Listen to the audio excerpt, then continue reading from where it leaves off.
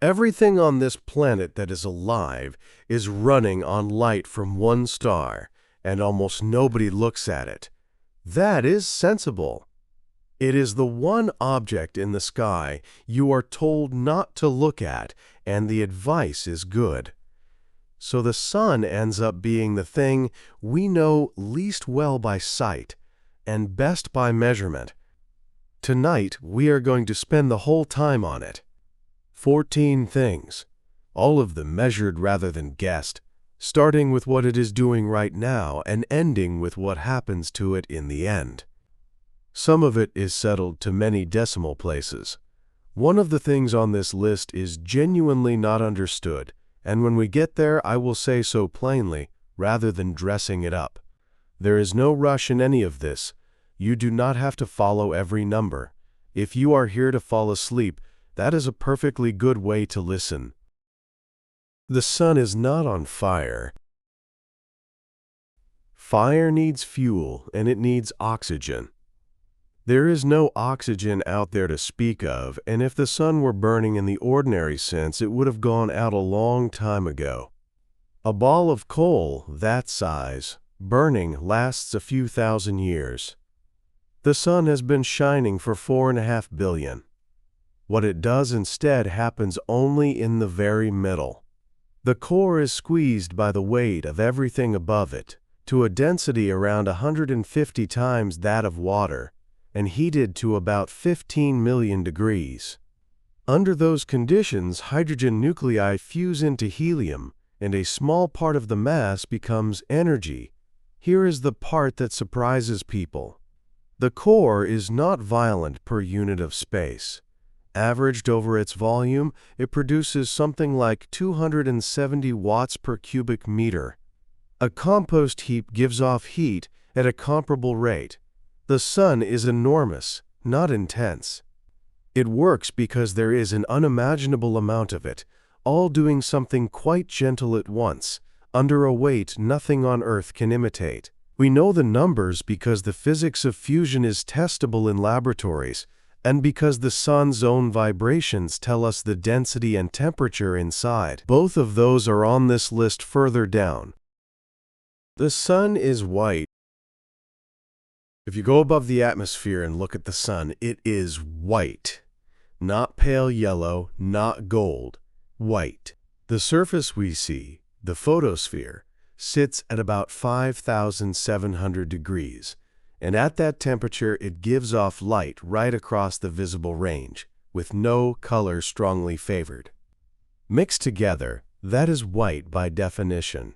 Our eyes are calibrated to this star, so the light it makes is the thing we call colorless. The yellow is the air. Our atmosphere scatters short wavelengths more than long ones, so blue light gets bounced sideways across the whole sky, which is why the sky is blue. What is missing from that blue is missing from the disk, and the disk looks warmer than it is. At sunset, the effect goes much further. The light is coming in at a shallow angle through a great deal more air, so more of the blue is taken out, and what is left is orange and red. Every photograph of the sun you have seen is a decision. It is far too bright to photograph honestly, so it is filtered, and the filter chooses the color. Pictures of it as an orange ball with dark spots are images taken in one narrow band of light and colored afterwards, usually for clarity rather than beauty. Sunspots are not dark. A sunspot looks like a hole. It is not. It is a patch of the surface that is somewhat cooler than everything around it, and it only looks black by contrast. The surface is about 5,700 degrees. A spot is around 4,000. If you could cut a large sunspot out and hang it in the sky by itself, it would be brighter than the full moon and would glow orange. They are cool because of magnetism. The sun's outer third churns, carrying heat up from below the way a pot of soup does. Where the magnetic field bunches into a strong bundle and breaks through the surface, it stiffens the plasma and slows that churning down, so less heat arrives at that spot. The field there can be thousands of times stronger than the Earth's. Large ones are wider than this planet. They have been recorded by naked eye through haze and smoke for well over 2,000 years in Chinese records, and they have been watched through telescopes without a break since 1610. That unbroken record is one of the most valuable data sets in astronomy, and it is how the 11-year rhythm on this list was found. The hottest part is the part with nothing in it. Move away from a fire and it gets cooler. That is how heat works everywhere you have ever been. Above the sun's surface, it does not. The photosphere is about 5,700 degrees. A few thousand kilometers above it, in the thin outer atmosphere called the corona, the temperature is 1 to 3 million degrees, hundreds of times hotter, further away from the heat source. This is not a small discrepancy or a measurement problem. It has been known since the 1940s, when strange lines in the light of the corona were finally identified as iron atoms stripped of half their electrons, which takes temperatures nothing else could explain. Nobody is certain why. That is the honest answer. There are two main candidates: enormous numbers of tiny flares, too small to see individually, and magnetic waves depositing their energy high up. Probably both contribute. A spacecraft has now flown through the corona itself to measure it directly, and the question is still open. I am including it because it is the clearest example on this list of something in plain sight, measured for 80 years and not yet explained. The sun does not turn as one piece. The Earth turns as a solid body. Every part of it takes the same 24 hours because it is rock, and rock holds together. The sun is not solid anywhere. It is gas and plasma throughout, and it turns at different speeds at different latitudes. At the equator, one rotation takes about 25 days. Near the poles, the same rotation takes about 34. That was worked out simply by watching sunspots cross the face and timing them, and it was published in 1863. Spots near the equator came round again, noticeably sooner than spots at higher latitudes. The consequence matters more than the fact. A magnetic field threaded through something that turns at different speeds gets wound up, stretched, and twisted more and more with every rotation, until it tangles and breaks through the surface. That is where sunspots come from, and it is the engine behind the whole 11-year cycle. A star that turned all in one piece would be a much quieter object, and it would not have weather. You are inside the atmosphere of the sun. The sun does not have a clean edge with empty space beyond it. Its outer atmosphere is so hot that it cannot be held down. It streams away continuously in all directions at around 400 kilometers a second, and it keeps going, thinning as it spreads, far past the outermost planets. That means the Earth is not orbiting near the sun's atmosphere. It is orbiting inside it. There are a few particles from the sun in every cubic centimeter of the space around this planet, all the time, blowing outward. You are protected from it by the Earth's magnetic field, which deflects the flow around us like a stone in a stream, where the field lines dip down at the poles. Some of it gets through and hits the upper air, and the air glows. That is the aurora. It is the solar wind becoming visible. The wind also pushes on comet tails, which is why a comet's tail points away from the sun rather than trailing behind its motion. That observation, made in the 1600s and explained properly in the 1950s, is how we first knew the wind was there at all. The sun rings like a bell. The surface of the sun moves up and down. Not much, and not quickly by our standards, but constantly. Sound waves generated by the churning of the outer layers travel down into the star, bend, come back up, and hit the surface again, making it rise and fall by a few hundred meters over about 5 minutes. Millions of these patterns overlap at once. The sun is a bell that has been struck continuously for 4.5 billion years and never stops ringing. We can measure it because motion changes the color of light very slightly. By watching the whole disk and tracking which parts are coming towards us and which are going away, the entire pattern of vibration can be separated out. This is the only way we have of seeing inside. Light from the interior does not reach us directly, but the notes a bell makes depend on what it is made of and how it is shaped. And the same is true here. This is how we know where the churning outer layer stops, how fast the deep interior turns, and what the temperature is at the core. It confirmed the core temperature to within 1%, and that mattered a great deal for the next thing on this list. 60 billion go through your thumbnail every second. Fusion in the core produces particles called neutrinos. They interact with matter so weakly that they leave the sun immediately, straight out through 500,000 kilometers of dense plasma as if it were not there. About 60 billion of them pass through every square centimeter of you every second. They pass through the whole Earth just as easily, day and night. Because they come straight from the core, catching them is the only direct look at the middle of the sun. In 1968, an experiment in a deep gold mine set out to do exactly that. It worked. It counted neutrinos, and it found about 1/3 of the number the theory predicted. That gap lasted more than 30 years. It was called the solar neutrino problem, and the obvious explanation was that our model of the sun was wrong. The vibration measurements in the previous fact are part of why that explanation had to be abandoned. The model of the sun kept passing every other test.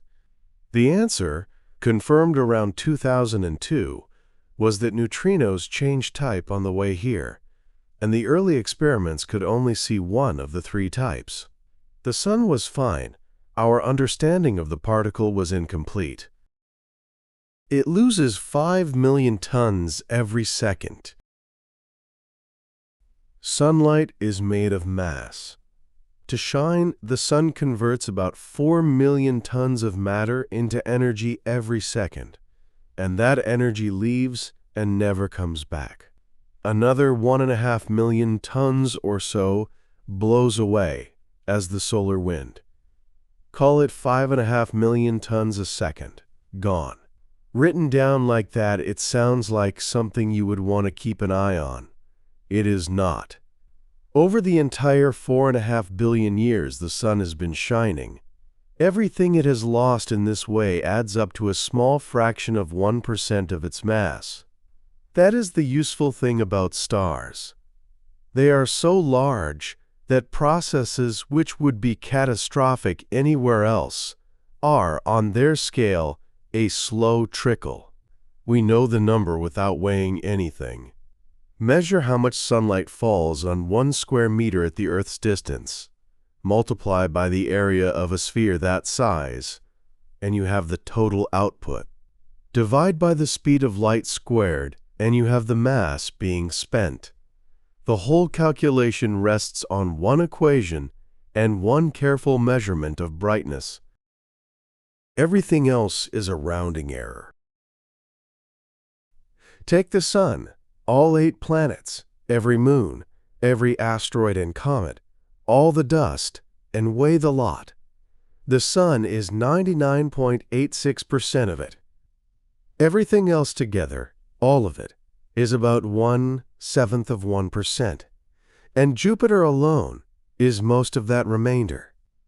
All the rocky planets, all the moons, All the ice and rubble, this planet and everything that has ever lived on it, share what is left over. That ratio explains why the solar system is stable and quiet. Nothing else has enough mass to matter. The planets tug at each other in small ways over long periods, and those tugs are measurable, but none of them are in a position to argue with the middle. It is worth sitting with the number for a moment before moving on. We speak of the solar system as a collection of worlds.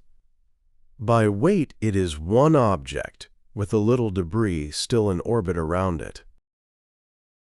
The Sun orbits something too.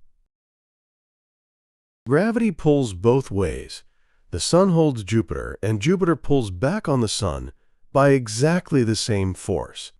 So they both go round a shared balance point, the way two people swinging each other around lean back against one another.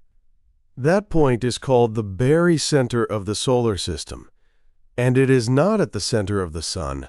Jupiter is heavy enough and far enough out to drag that balance point outside the Sun's own surface. Depending on where the big outer planets happen to be, the barycenter sits anywhere from near the middle of the Sun to about 1 solar radius above its surface. So the Sun does not sit still. It traces a slow loop, taking a couple of decades to go round, moving at a few meters a second. This is not a curiosity. It is how most planets around other stars were first found. We cannot see them, but we can see their star wobbling towards us and away from us in exactly this way, and from the size and rhythm of the wobble we can work out what is pulling on it. In 1859, it reached the telegraph wires. On the 1st of September 1859, an English astronomer named Richard Carrington was sketching sunspots when part of the group suddenly brightened into 2 points of white light. It lasted about 5 minutes. Another observer watched the same thing independently. They had seen a flare in ordinary visible light, which is rare. What followed is why it is remembered. Within about 17 hours, a great deal of material from the Sun arrived at the Earth. The aurora, normally a polar thing, was seen close to the equator. People in the Caribbean reported it. In some places, it was bright enough to read a newspaper by at 1 in the morning. The Telegraph network, then the only electrical system in the world, behaved strangely. Currents appeared in the lines with no battery connected. Some operators disconnected their power and kept sending messages on the current the sky was providing. Others got shocks. And some equipment sparked. The Sun does this on a rhythm of about 11 years, rising to a busy period and falling to a quiet one, and it has been counted continuously since the 1700s. 1859 was an unusually large event, not a unique kind of one. Nobody had ever seen the poles. Everything orbits the Sun in roughly the same flat plane, and we are in it. That means every telescope, every observatory, and almost every spacecraft has looked at the Sun from the side, near its equator. We have watched this star for 400 years through glass, and we have never had a proper view of the top or the bottom of it. Getting out of that plane is extraordinarily expensive. Leaving the flat disk of the solar system means canceling a great deal of orbital motion, and one mission did it in the 1990s by swinging past Jupiter to be thrown out of the plane entirely. It flew over both poles and measured the magnetic field and the wind there. It carried no camera pointed at the Sun. Only recently has a spacecraft tilted its orbit far enough to look down and photograph a solar pole directly. The first such images were released in 2025. They matter because the magnetic field at the poles is what flips at the turn of each 11-year cycle, and until now, the cycle has been modeled almost entirely from the middle of the star. The Sun will not explode. Stars that end in a supernova are much heavier than this one. The rough threshold is around 8 times the Sun's mass. The Sun is not close to it and never will be. What happens instead is slower and already underway. As hydrogen in the core turns to helium, the core contracts slightly and runs hotter, and the Sun brightens. It is roughly 30% brighter now than when it formed, and it goes on brightening by about 1% every 100 million years. In something like 5 billion years, the core runs out of hydrogen. The outer layers swell enormously and cool to a dull red. Mercury and Venus are inside that expansion with certainty. What happens to the Earth is genuinely disputed, because the Sun will also have shed a good deal of mass by then, and the Earth's orbit will widen in response. The models disagree about whether the widening outruns the swelling. Then the outer layers drift off entirely, and what is left is the old core, about the size of this planet, glowing white, cooling slowly for a very long time. No explosion, a long expansion, a quiet shedding, and then a small white ember that lasts longer than everything that came before it. That is 14 of them. There is a thread running through this episode, and it is worth saying before you go. Almost nothing on this list was learned by looking at the Sun. We learned the inside by listening to it vibrate. We learned the core temperature from particles that ignore matter entirely. We learned the mass loss from one measurement of brightness and one equation. We learned it rotates unevenly by timing spots, and we learned what the wind was doing by watching which way comet tails pointed. The one thing we did look at directly, the corona, is the one thing on the list we cannot explain. The Sun is up there tomorrow, doing all of this, exactly as gently as it has been doing it for 4.5 billion years. 270 watts per cubic meter, about the same as a compost heap, and enough for everything. Sleep well.